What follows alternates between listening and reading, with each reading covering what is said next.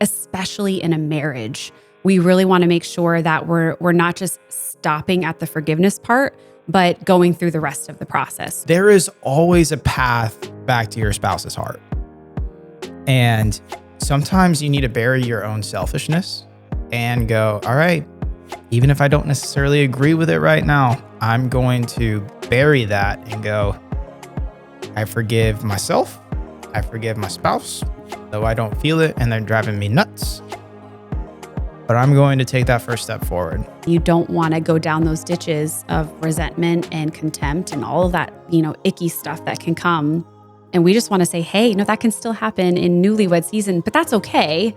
Here's a roadmap. You're looking at my hair. Is my hair okay? Yeah, I am. I just did a little check. I'm like checking to see if I'm okay in my body. We're good. We're rolling. Okay. We are rolling. We should keep all of this in. It's really funny. Oh my gosh, I know. Actually, no, our tester was really good. Okay. Welcome back to the Our First Steps podcast. I'm Christiana and I'm with my lovely husband, Jack. And hey, everybody. We're so happy that you are here. And if this is your first time, welcome. Really excited to dive into today's topic. We've been doing some kind of maybe heavier conversations but that's okay because they've been pretty foundational for our marriage. And so we are excited to dive into this one. And so, Jack, do you want to talk about what we are diving into? Goodness. So good. I believe it was 1 or 2 episodes ago where we had mentioned that we were going through a program called Re-Engage. And Re-Engage is this awesome marital revival program. And no matter what stage of marriage you're in, you could be a newlywed like we are. You could be in it for 10, 15, 20 years. It's for anybody that's married. And we wanted to speak about an especially impactful chapter for us, which was the forgiveness chapter. And we're going to get into it. So, my love, would you like to break down? Yeah. So in the Re-Engage series, they had a chapter dedicated to forgiveness. What was so powerful for us was that it didn't just end there. There were 2 other chapters. Well, there were like, 8 chapters, but there were 2 other chapters after it that really brought it all home for us, that we thought were, oh my goodness, this is like the missing ingredients to really make forgiveness be successful. And I say that because especially in a marriage, we really want to make sure that we're not just stopping at the forgiveness part, but going through the rest of the process. So it's it encompasses 3 stages. And we know that forgiveness is a familiar concept. So we'll highlight it, but we'll mostly focus on those other 2 stages that are really important to help your marriage thrive and really be all that it can be. So the 3 stages are dun, dun, dun, dun. Dun, dun, dun, dun. So here's a really easy way to remember it. So think of FAR acronym. FAR. The first stage is forgiveness itself. The second is making amends, A for amends. And lastly is reconciliation. That was beautiful. Oh, thank you. Far. That was so good. You don't want to be far. You don't want to be far from your spouse. Exactly. So I love that. That was brilliant. That was so brilliant. Thank you, my love. Love it. Wanted to hit you with it during the recording. I know. So let's start with forgiveness itself. Forgiveness is basically between you and God, because sin in its very nature is anything that separates you from God himself. So the act of forgiveness is going, okay, this sin happened. I said an angry word. I lied. Any type of thing that could lead to sin, I'm going to ask forgiveness from God so that I can first be engaged with him again.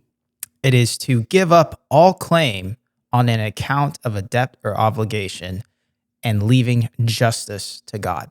The second stage of this is, and this is where we'll get into this a lot more shortly, is making amends. And this is where that forgiveness piece goes to our practical perspective of connecting with your spouse and going over the transgression and taking full responsibility for your part in the conflict with no excuses or shifting blame. Think of ownership. Lastly, and this is a very important part, is reconciliation. So not only do you need to ask forgiveness from the Lord and your spouse, you need to make amends and try to find the path back to your spouse. You then need to settle the conflict by making an agreement on how you're going to be reconciled back to your spouse's heart.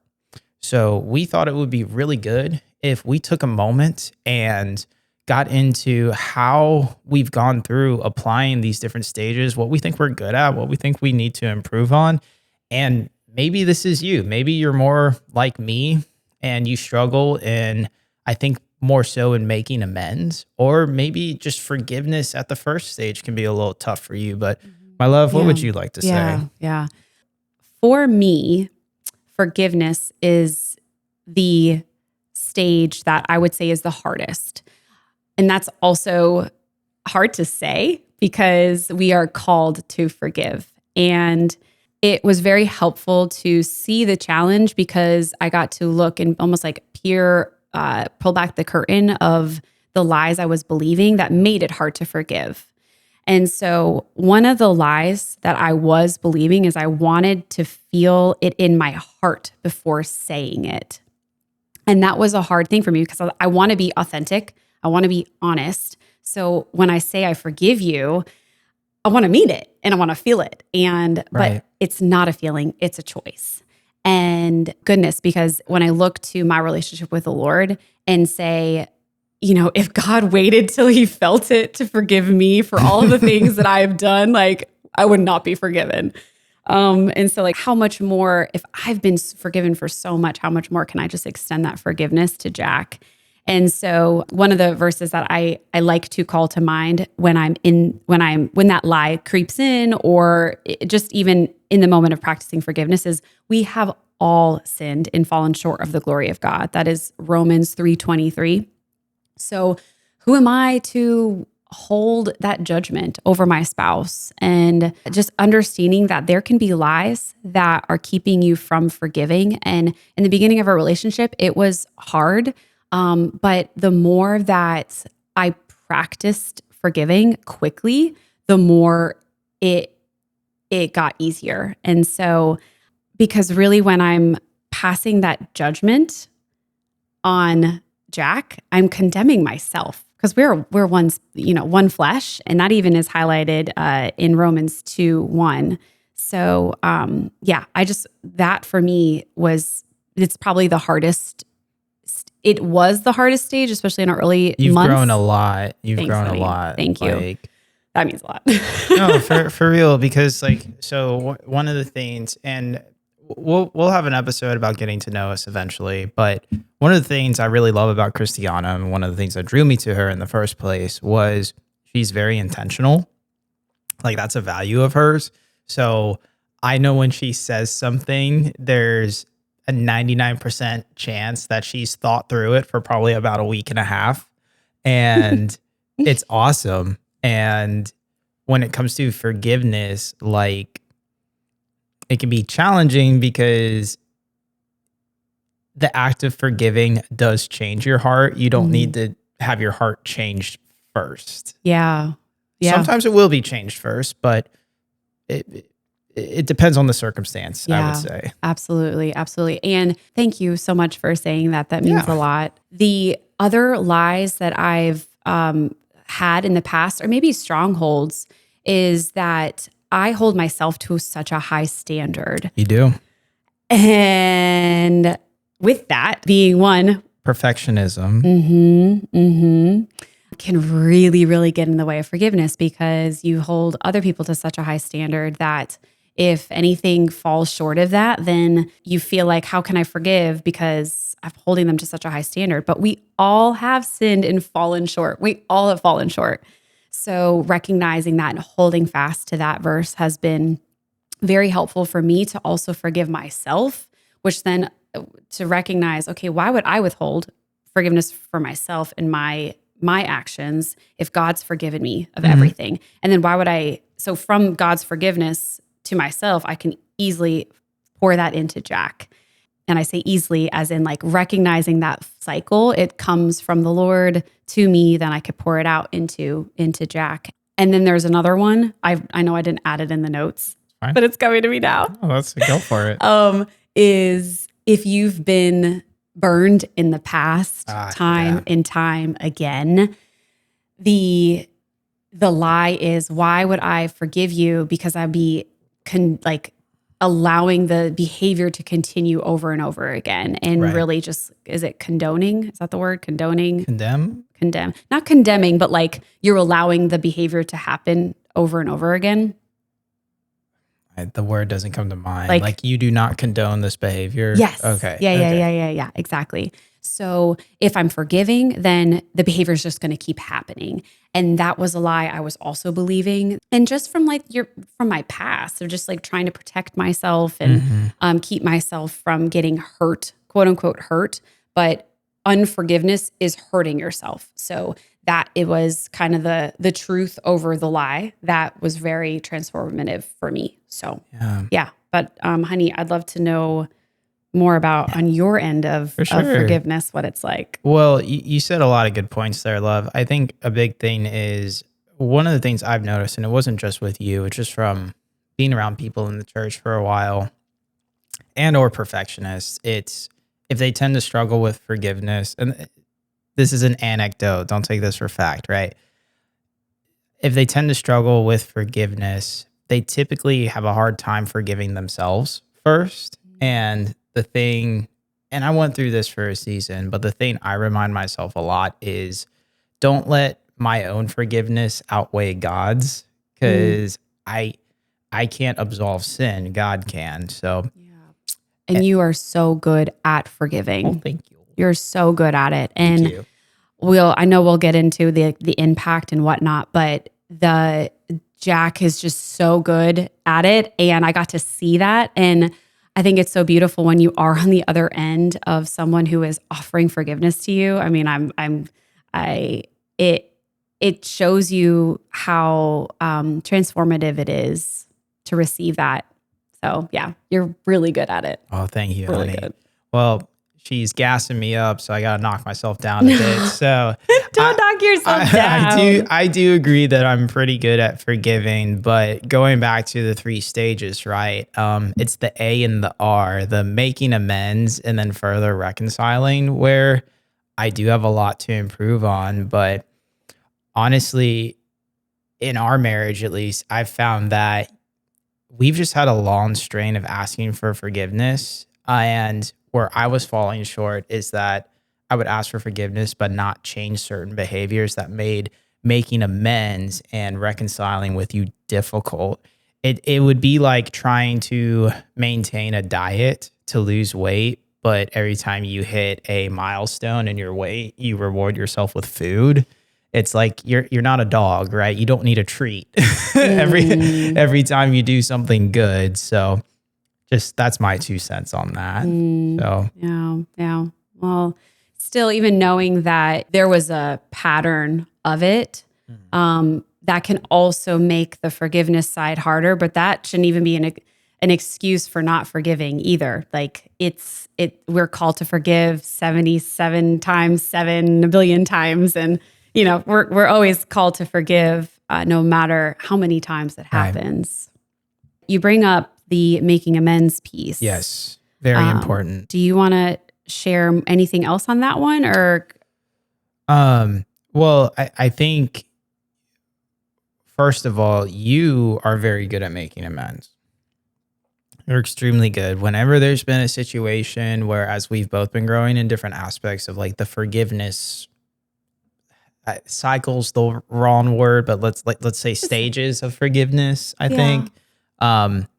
Yeah, because the cycle would mean we'd go back to right. But we are. That is right. Like, you actually like learning to say I'm sorry was one of like the like marriage advice we got. So it's like that constant recognizing that we are human. And so anyway, but stages, cycle. So you're really good at making amends and asking what you can do differently about times where just we have a disconnect, right? Like no matter who you are, you're going to have a disconnect with your spouse at some point. And just learning how to navigate that through like forgiveness and then making amends afterwards can be super helpful, because making amends is if you think of it as a roadmap, you're kind of giving each other the roadmap back to your heart. That's So, beautiful. yeah, thanks, baby. That is beautiful. It's kind of you to say that. In truth, too, I think that something that was very eye-opening for me was that in making amends, it's recognizing to take 100% responsibility for your side of the conflict or the issue. And that's something you do really well. You are really good at recognizing, okay, I definitely, like, you're not trying to like throw yourself out of the picture. There's this, okay, what did I do, or what was wrong in this situation that I can take responsibility for? And I've seen that in you. So I think that making amends is something that you have grown a lot in as well. I think that it's been really helpful to see you taking responsibility. And then what I like to do in making amends is say, like, what can we do to work together to That's a really great phrase for us, by the way. yeah, like the we part, because then it invites both of us into, it's not just me, it's not just you. What can we do together to make sure that it doesn't happen again? And dude, like, sorry to interrupt, but like, dude, if it's your wife, lean in, do not tune out, because this is that part where people go, men are from Mars, women are from Venus, and like the communication just doesn't work sometimes. Challenge that every single time, because if this is a marriage that you care about, then you also need to lean in, even if you don't feel like trying to understand in that moment. So I feel like that goes back to the episode we had on space and grace, and like not checking out or not leaving the building when in those times. Like, yeah, it's like the leaning in versus leaning out. right.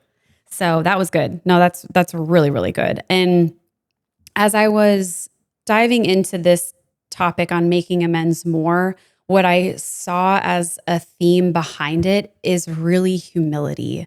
Practicing humility, or not practicing, being humble, having a heart posture that is humble and extending grace. So humility and grace, I feel like, are underneath this process. And it's no surprise that even in the Re-engage series, humility and grace were before these other chapters. So it's almost hard to get to making amends if you're not going to the Lord and seeing the nature of who he is and how gracious he's been to us, how slow to anger he's been to us, how much humility that he had to even come down into human form. So it's like, okay, Lord, you're humble, you're gracious, like you're extending forgiveness to me, and then continuing that onto your spouse. Right. It's almost like humility and grace are the bedrock that allows a relationship, such as your marriage, to flourish when it comes to forgiveness. Yeah. And making amends and then reconciling. Right. So, Yeah. No, that's beautiful. I like that. The bedrocks. I feel like bedrock. Yeah. Yeah. Yep. Mm-hmm. So We're going to gloss over that one. do you have any more thoughts about making amends? No, I'm just thinking about bedrock. So anywho, we're going to talk about reconciliation. I love you. I love you. You can reconcile, in many ways. But reconciliation, as we talked about, is agreeing to both coming to an agreement to settle, to restore back to what you were, like restore the argument, the conflict, whatever you want to call it, to restore the marriage back to oneness, back to unity, back to wholeness that we are, and holiness that we are called to be. And so that's in Hebrews 12:14 as well, too. I just want to highlight that. I paraphrased it, but that's essentially the purpose of reconciliation. And I was actually thinking about like how do we reconcile? Oh, like you and I? Yeah. Yeah. Oh, I mean, the way I see it, I mean, when we make amends to one another, that's like when we go, okay, it's not like we've done this, but I'm just gonna make up an example, right? Like if I lied to you, Mm-hmm. okay, um, first of all, the first process would be, hey, I'm sorry for lying. Will you please forgive me for lying? Mm-hmm. Okay.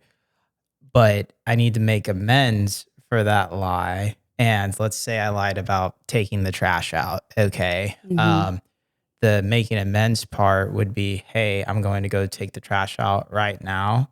And then reconciling would be, okay, my love, how can I make sure that this doesn't continue to happen Mm-hmm. over and over again? Mm-hmm. Reconciliation is like the correction, not, well, it's partly the correction of the behavior, but how can I get back into that trust that we have Mm-hmm. with one another? Mm-hmm. In this specific example, trust from the lie, but maybe it's something different. Maybe it's, hey, I said something that really hurt your feelings. Mm-hmm.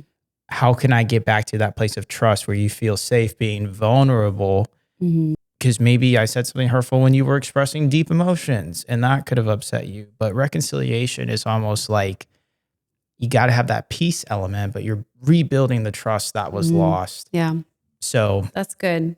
that's what I believe. That's good. That's good. Something you say is all is forgiven. All is forgiven. Mhm. And when you're having those hard topics, when we're having those hard topics, coming together physically is really important in the reconciliation process. Yeah, like a So hug. a hug, an embrace, a lightheartedness, but having that physical restoration Mhm. also has an impact in the reconciliation That's part true. of it.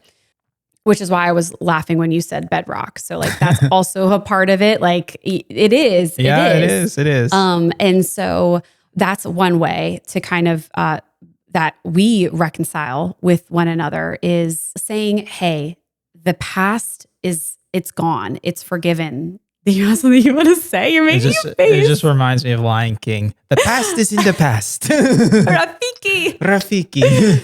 Oh my gosh, that's such a great movie. We also just watched Mufasa. It's also really great. It was good.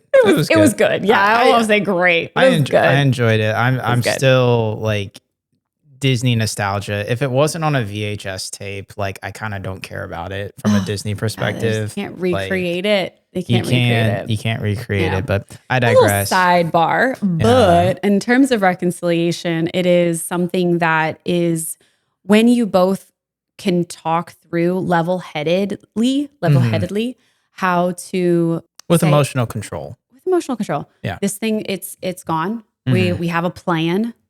I think reconciliation is when you know you have a plan and Yeah. a roadmap, like you talked about, to move forward, and then walking out in that Absolutely. plan. And if the making amends part, if the like, what can we do better doesn't happen, continuing I'm going to say the cycle, because forgiving, making amends, and then reconciling. Because the more that you kind of get stuck in one of those stages, the harder it is, the more it gets built up in your marriage. Right. And something that we feel like these two other pieces, making amends and reconciliation, are so important in marriage is because we are all called to forgive everyone, not just your spouse. But especially in a marriage, if you just leave it at forgiveness and don't work through the steps to grow and to make changes. Make changes, exactly. The more that the forgiveness becomes more challenging and things just start to pile up, and you don't want to go down those ditches of resentment and contempt and all of that, icky stuff that can come. And it can start as a newlywed too. Like that's why we want to bring this up, especially to newlyweds, because we, even during the Reengage series, which was fantastic, a lot of these topics were kind of catering to people who have been married for 20 plus years. And we just want to say, hey, that can still happen in newlywed season, but that's okay. Here's a roadmap. It's just been really great for us. Yeah. And I'm just going to speak to the husbands right now. Like, All right. So we're at this point 11 months into our first year, right? Our 1 year anniversary is coming up very, very fast. We're both extremely excited. Woohoo! And Almost no longer newlyweds. Not and really. We'll yeah, still be newlyweds. I'm gonna ride it out as Yeah. long as I can. Uh-huh. So just one of the things I want to bring up, like maybe you're like me and you wish you heard what I'm about to tell you, but dude, you're just gonna mess up. You're just gonna mess up. Both are. You're gonna say the Wives wrong do. thing. You're going to do something well intentioned, and she just wants to take a break. She's tired. She's in her luteal phase. She don't care. All right, like Moodial. luteal. Good golly gosh. And you're not gonna know what you did sometimes, but the best thing you can do is just, first of all, forgive yourself.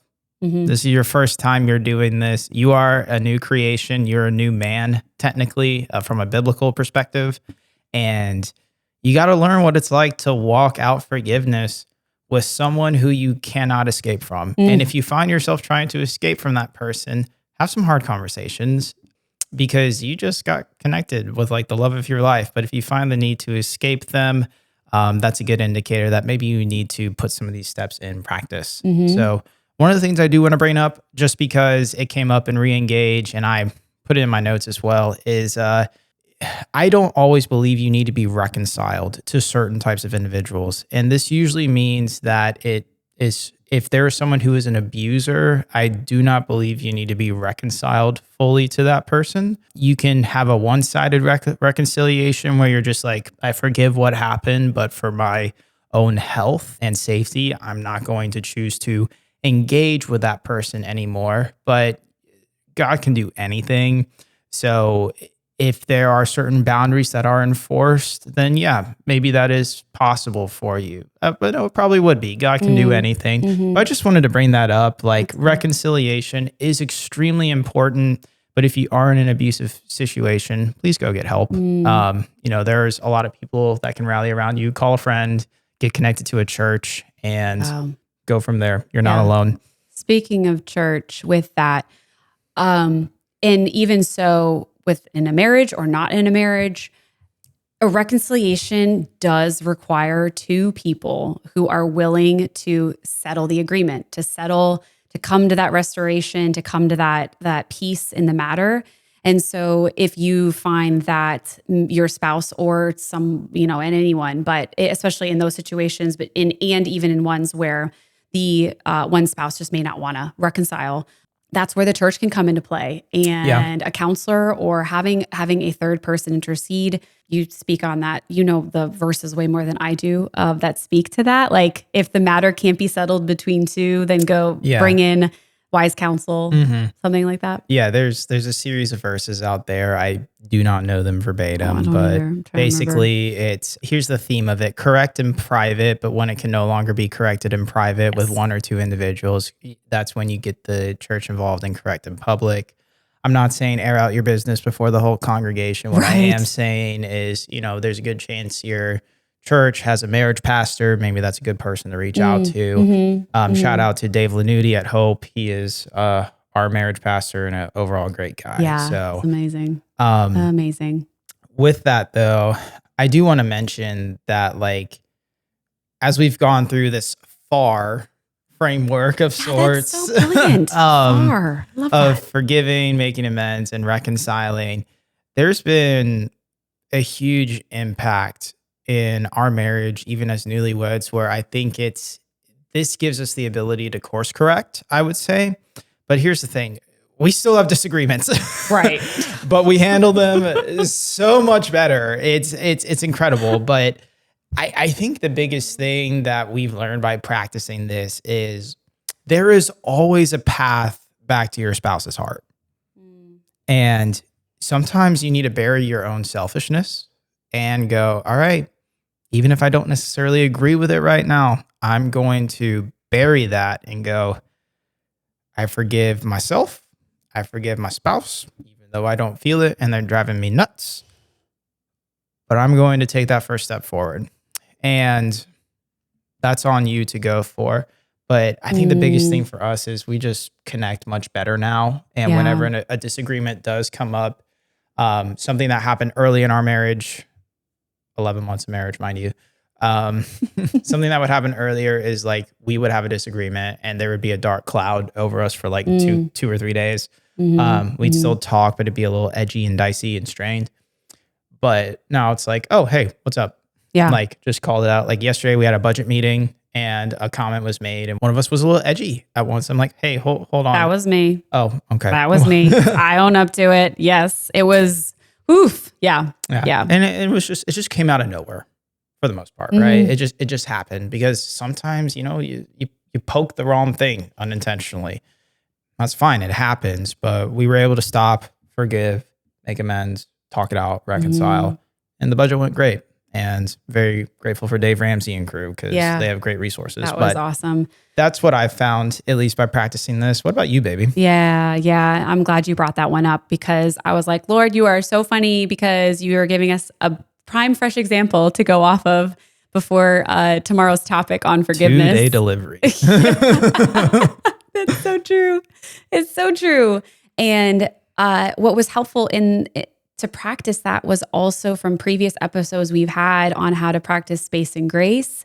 And something we constantly is feedback. We want to give each other feedback. And so I asked Jack when we were stuck in those cycles of the clouds over our head, I said, hey, honey, what can be helpful in those moments so that we don't stay there? And you told me to like practice more grace and like just take a pause before you say something. I don't always do that. I did not do that yesterday, but something I said to Jack to help is to say, hey, if you feel like something's off, call it out in the moment. Like, don't feel like you have to like kind of turtle up and move away from it. And it's the mirror. You become that mirror. And then I can recognize, oh my goodness, like I also felt like I didn't like what came out of me. Like quickly forgiving has been so powerful for us because the more you hold on to that unforgiveness, the more it hurts your physical body, it hurts your mental and your spiritual, and then it starts to seep into your relationship. For me, I felt like there was so much more freedom for myself and for for us to be ourselves and to not have that like uptight feeling of like, am I going to step on the toe or not? And so when you do extend that forgiveness, there's more grace and there's no weight of the past on your shoulders. It's just like it feels a lot lighter. And so I am such a big proponent of forgiving quickly now because it just makes things so much easier. Even if like you don't have the plan, if you haven't gotten to making amends, the forgiveness, it's automatically kind of releases the pressure valve to allow you to then step into, okay, like what can we do moving forward? Where was I wrong? And part of that forgiveness, I know we talked about it, was between you and God, but it's also between you and yourself. And we've highlighted that, but I do think that the impact it's had for me personally is the peace that surpasses all understanding. And that has been very beautiful to see in me. And then extending that to Jack and like giving him the ability to be like, yeah, it's okay to make mistakes. It's okay. And Jack's given me permission to make mistakes. And so it's been beautiful. Yeah. Thank you for saying that, my love. Yeah. So you're so good at forgiveness. You really, really, really are. And I really admire that about you. So. Well, I admire that you have all the follow through required to like make it happen. But I guess that's it for today. Thank you so much for joining us on this episode about forgiveness. If this was helpful for you, it means so much to us if you shared it with a friend. Maybe you have a couple in your life that is newlywed or they're pursuing marriage. Send this to them. We're always looking for feedback on how we can make this better and more applicable for you guys. So we just want to say thank you for joining us today. Yeah, thank you so much. Yeah.